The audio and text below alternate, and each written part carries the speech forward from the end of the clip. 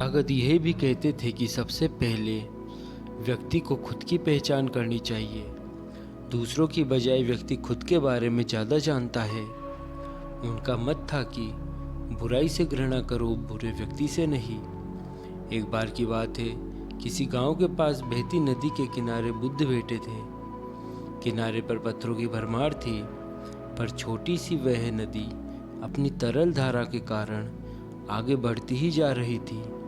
बुद्ध ने विचार किया कि यह छोटी सी नदी अपनी तरलता के कारण कितनों की प्यास बुझाती है, लेकिन भारी भरकम पत्थर एक ही स्थान पर पड़े रहते हैं और दूसरों के मार्ग में बाधक बनते हैं। इस घटना की सीख यह है कि दूसरों के रास्ते में रोड़े अटकाने वाले खुद कभी आगे नहीं बढ़ पाते, परंतु जो दूसरों को सद्भाव और स्नेह देता है वह स्वयं भी आगे बढ़ जाता है। बुद्ध ऐसे ही विचारों में मगन थे कि तभी उन्होंने ग्रामीणों की एक भीड़ को अपनी ओर आते देखा।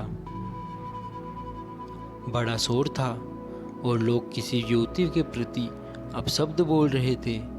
तथागत ने देखा कि लोग एक युवती को घसीटकर ला रहे थे और उसको गाली भी दे रहे थे।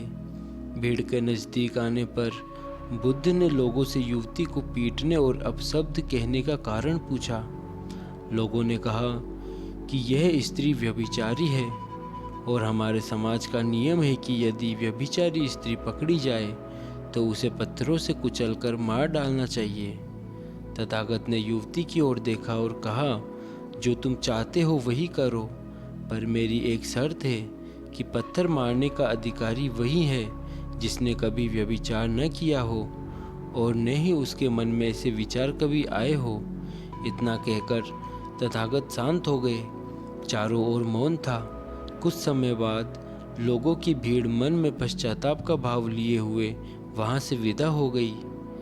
इस घटना से यही सत्य उभरता है कि हम खुद अपने प्रति न्याय कर सकते हैं, दूसरों के प्रति नहीं, क्योंकि हमारी जानकारी दूसरों के विषय में अधूरी होती है।